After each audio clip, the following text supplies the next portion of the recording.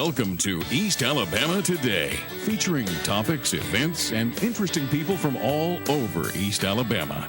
Hosted by Carl Brady. Now, let's get right to the show. Here's Carl Brady. Hello, everyone. Welcome into East Alabama Today. I'm Carl Brady. Thanks for being with us on today's program. Got a big show coming up for you today, so we'll get right to it in just a moment. But first, let me give you our contact information for the show. If you have an idea for East Alabama Today, we would love to hear from you. And what we need you to do is simply send me an email. cbrady@tv24.tv is the email address. We want to hear from you about the things that are going on in your community. You know, we have our base 9-county coverage area of East Alabama, and the best way for us to find out what's going on in that community and in those individual communities is for you to be our eyes and ears out on the street.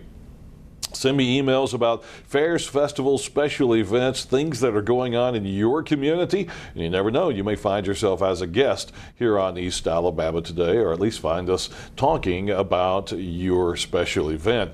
And we're also looking for the interesting people who live in your community. We're talking about writers, musicians, songwriters, authors, any of those kind of folks that you think are really interesting folks in the community. Maybe they have an odd or an interesting hobby and you think they'd be a great guest for the program. That's exactly who we are looking for. So get in touch with me simply by sending me an email, cbrady@tv24.tv. Hang out with us. We've got a great show coming up for you, and we'll get to it in just a moment. So stay with us.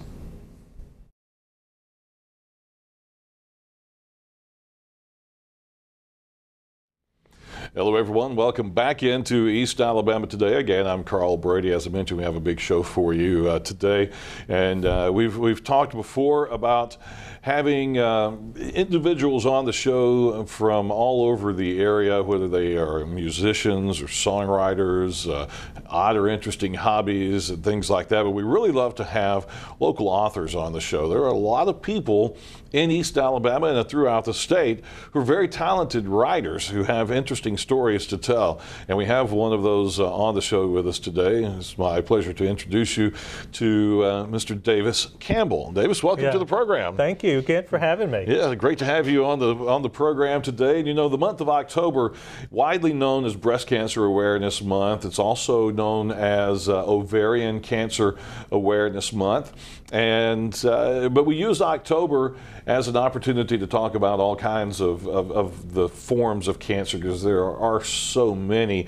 And that's one of the things we want to talk about today. You are a cancer survivor. I am a cancer survivor. And you've written a book about your journey and how you survived and how you overcame the diagnosis of cancer. Just start us off a little bit with the beginning of your story. Well, let me just give an introduction just to your viewers. You mentioned it's Cancer Month. Mm-hmm. Unfortunately, 1 out of 2 men and 1 out of 3 women in the United States will get cancer in their lifetime. So people really need to watch this show. Yeah, absolutely. Because everyone's going to be touched by cancer. All families are being touched by cancer. Everywhere you turn, you know someone who has had a cancer diagnosis of some sort. And it ranges from something, if you can call cancer simple, but you know, there are some simple forms that are easily treatable, and then there are some that are just insanely deadly and work very quickly on the body. And we're hearing about all different types. Right. Your form that you had was bladder cancer. Right. Now, that's one of those kind of cancers that has a tendency to be a little bit maybe embarrassing to talk about. What led you to talk about it and to even write a book about it? Well, as I've discovered in my research, there have been some notable celebrities that have actually died of cancer. Mm-hmm. For example, the actor who played the Scarecrow in the Wizard of Oz movie, Ray Bolger, died of bladder cancer. Mm-hmm. Singer Andy Williams died of bladder cancer about a year ago. Even Frank Sinatra had bladder cancer in addition to some other issues. So it's fairly common cancer. I think I heard it's about the 5th most common cancers around, although you do not hear about it. Right. It's not one that you hear about a lot. Right. How did you get your diagnosis? What happened to lead you to the doctor, so to speak? Right. Well, I was a very healthy person. I work as a nurse practitioner. I've been a registered nurse for a long time. I don't smoke. I exercise fairly regularly. I would go running in my neighborhood. I would run 3 or 4 miles on occasion, hardly would even break a sweat. I mean, just pretty healthy person. So one day I went running in my neighborhood, and as I came back to my house, I went to the bathroom, and I noticed that my urine looked a little bloody. And I thought, well, that's really strange. I really didn't hurt. Again, I just run several miles. I felt fine. So I had seen a urologist previously for some prostate problems, which were all very common or benign prostate problems. So I went and saw my urologist shortly after that, and he said, well, we probably need to check you for kidney stones. So we did a test for kidney stones, and it was negative. Again, I was very young. I was only like 43 years old. The urologist said, well, we need to do a scope or a procedure to look in your bladder to see what's going on. Well, as things would happen in my life, I just started a new job as a nurse practitioner. I was, quote, learning the ropes in my new job. The bleeding went away. I felt fine. My urologist retired. I mean, there was just a whole stair-step thing, things which happened around that time. And so I really didn't get it checked out. And finally, off and on for about a year, I would notice a little blood in my urine. And somebody told me this one time, I don't know if this is really true, but they said, well, sometimes long distance runners, sometimes they see a little blood in their urine. It's really not a big deal. And again, I'd run several miles without any problems. Well, finally, after about a year, I had a partner at work who had gone on maternity leave. That was another factor that had fit into the equation. My partner came back from maternity leave at work, and I noticed the blood in the urine again, and I thought, well, I guess I really need to get this checked out. So I went and saw a urologist over at the Kirkland Clinic, which I work at University Hospital in Birmingham, so it was right connected to the hospital. And sure enough, he said, we need to do the scope procedure in your bladder. Yeah. So I went to his office, and of course, being in the medical profession, I was really just very curious to see what the inside of the bladder would look like. So we were in his office, and I looked up at the TV screen as he was scanning around my bladder with the little scope procedure. And all of a sudden, he said something you never want to hear your doctor say. He said, whoa, that's not normal. Yeah, you don't want to hear that. And I thought, what on earth? So he said, let's sit down and talk about it. So he talked to me shortly after that, and I can't remember what term he used, but he said I had a growth or a tumor in my bladder. And he said to me, do you want to have surgery tomorrow, or you can wait a few days? We need to get this checked out. Yeah. So I decided to have surgery the next day, and I was just absolutely astonished. I was just shocked. I walked back over to my office over at University Hospital, and usually I'm the life of the party type person, joke and have a real good time at work. Well, I was almost speechless. I could hardly say anything to anyone except that I've got to go in the hospital. I've got to have surgery.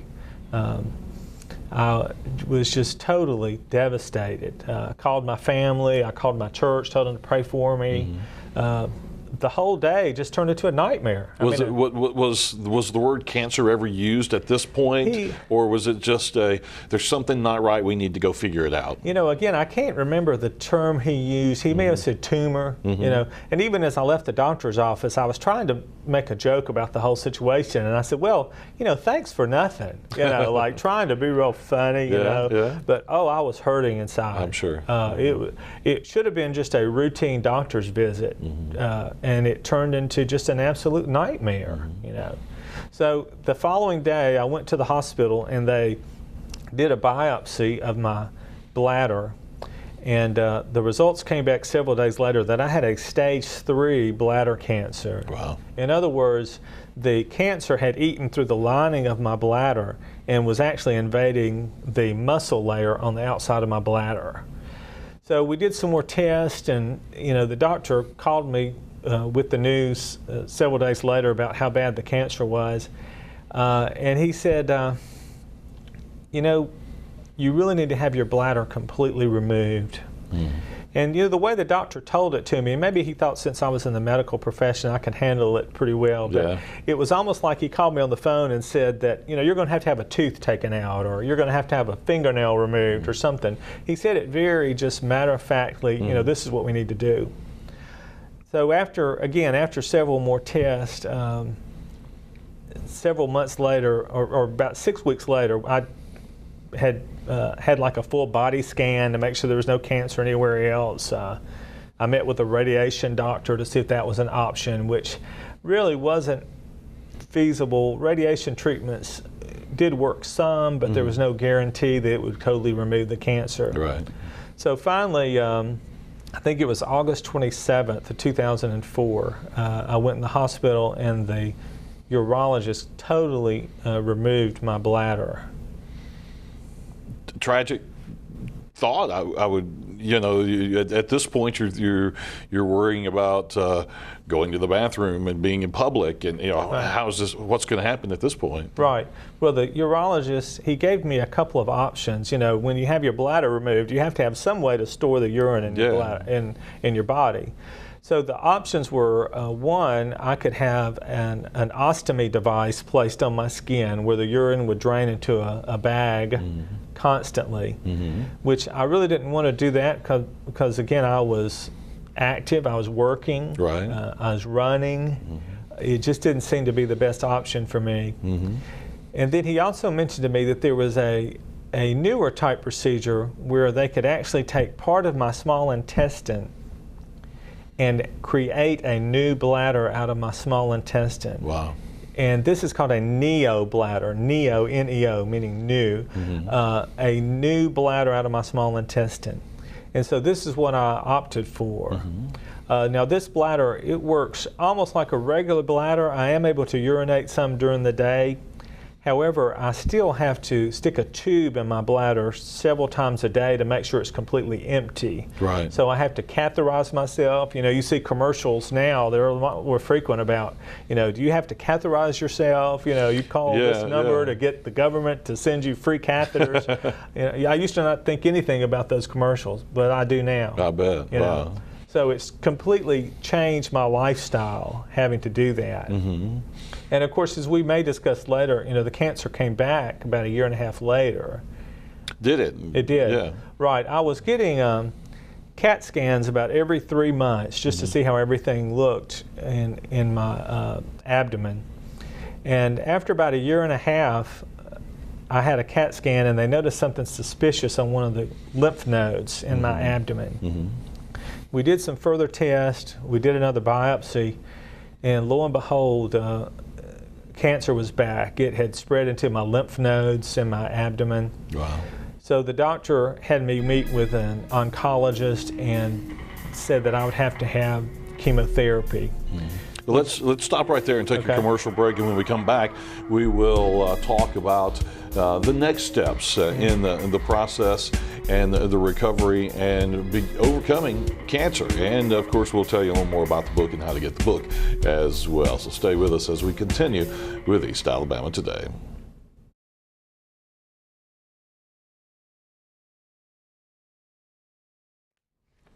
And we're back on East Alabama Today with Davis Campbell.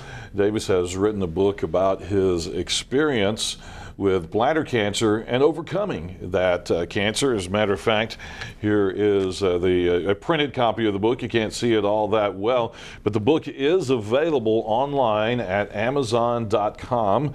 You can find it online there at Amazon, and I noticed it's also available for a Kindle download through Amazon at what, $9.99, $9.95, something like that. It's fairly cheap. It's inexpensive. Don't describe it as cheap. Inexpensive, and you can learn more about Davis's story, because we're going to obviously just have to hit the highlights in a show like today. But when we went to the commercial break, you had just found out that and there's the book cover and the information. You also have a blog. Right. I forgot about that. cancerovercomer.blogspot.com. You can go there and read more of about Davis's story as well. You just found out that the cancer has come back, and you're going to have to take chemo treatments this time. The first time you did you do chemo the first time? You didn't do radiation. You just did the surgery. Surgery only, correct. And so it's come back, and this time you're facing chemotherapy, which is extremely harsh and really hard on the healthy body. Right. It's killing the cancer, but it's also harming your body as well in a lot of ways. Right. Chemotherapy, it was the worst valley I've ever gone through in my life. And of course, you showed the cover of my book, it shows someone come out of a dark valley. That's really what chemotherapy's like.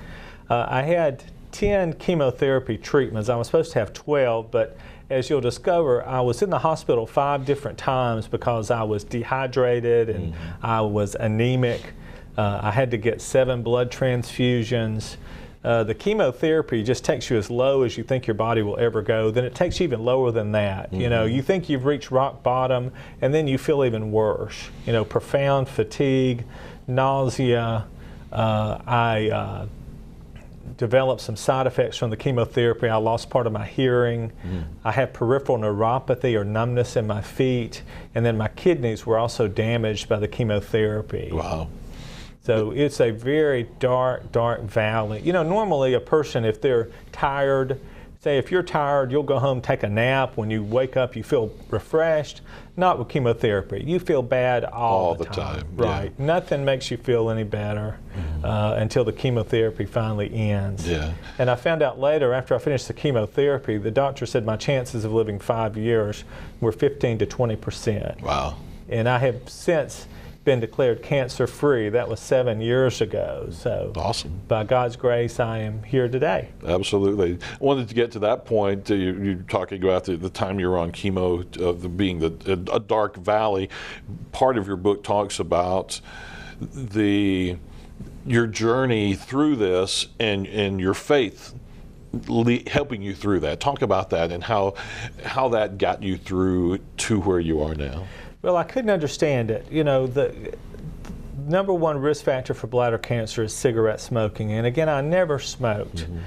So within me, I had to believe there was some sort of providential reason for me going through cancer. And as I've discovered years later, there's certainly been some benefits of me actually having cancer. Really? That I'm able to talk about going through cancer, Right. able to help people who have had cancer.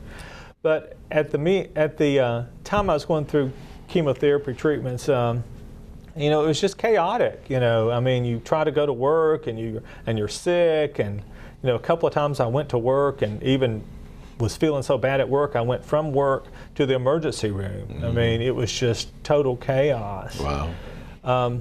As I mentioned in my book, one way to overcome cancer is just to rest in God's sovereignty. Again, believing there is some sort of purpose for you to have cancer. Some people get sick and die. That's just what's going to happen in life. Some people die. There's also sickness we bring upon ourselves by our bad choices, smoking, drinking, not exercising. Right. There's some sicknesses we bring upon ourselves. And then finally, there's a sickness to manifest the glory of God. We really don't know why the sickness happened, but ultimately it can lead to some good things. And that's what I had to trust in. Yeah. Did you ever have a point where you were just ready to give up and say, I've lost my hope, I'm tired of fighting it, let's just get this over with? Well, it was very tempting, being in and out of the hospital so many times. One thing I wanted to do, and I may have mentioned this in my book, but when I was so sick with chemotherapy, I wanted to put a sign above my commode in my bathroom that would say, chemotherapy kills cancer cells. So when I was sick and throwing up, if I could just remember, chemotherapy kills cancer cells. That the reason why I was throwing up is the chemotherapy was working. It was doing what it was supposed to do. Yeah. So that was actually a good thing, even though it didn't feel very good at the time. What was the goal of writing the book and spreading the word? What do you want people who read the book to take home with them from reading the book? Well, there's a couple of major themes in my book. One is I want to engage people in my story, to see what it's like to go through cancer, chemotherapy, other treatment. The second thing is I want to educate people regarding the 7 warning signs of cancer, which I mentioned in my book. Also, I want to... And we've got those on the screen there as well. Oh, yes. Yeah, good. And we don't have to go through all of them, but, you know, where it says if you have unusual discharge or bleeding, and you notice those 7 warning signs, they spell out the word caution, C-A-U-T-I-O-N. Unusual discharge or bleeding. You know, if you have blood coming out of places that you shouldn't have blood, you need to get it checked out. Right. It may not be cancer, but you need to get it checked out. So that's part of what I want to do in my book, is educate people about these 7 warning signs. Also, I mentioned the 3 different kinds of sickness, which I just alluded to a few minutes ago. And then finally, my purpose is to help people to overcome cancer just based on what I've been through. Right. Now, I don't promise everybody's going to survive cancer, but I mentioned these are the things that I did which I think helped me overcome it. You know, I still went to work, I did the normal things of life. You know, when you go to work or school or whatever, when you have cancer, it's almost like it sends a message to your body that you want to live. So continue to do the normal things of life, get people to pray for you, never give up. You know, Winston Churchill said, when you're going through hell, keep going. Yeah. And so I really can't take credit for it, but, you know, doing these things, I think, can help a person overcome cancer. As a means of encouragement and advice, share how you did it may help someone else learn how they can do it as well. Right. And you know, today I was over here looking for your station. I didn't have a GPS system. I didn't have a map. I did have something I got off the internet about finding your station. Well, when you're going in an area that you're unfamiliar with in your health, it's good to have a map or a GPS system. You know, it's even better to have a guide. Yeah. And if you have someone in the car with you or whatever and says, you need to go this way, this is how you're going to survive this. You know, for whatever reason, I feel like God has called me to be a guide to help people who are going through cancer and major illness. That's awesome. We need to take another commercial break. We'll be back in just a moment. Remind you how you can get your own copy of the book, either in print or digitally. And we'll wrap things up in just a moment. So hang out with us here on East Alabama Today.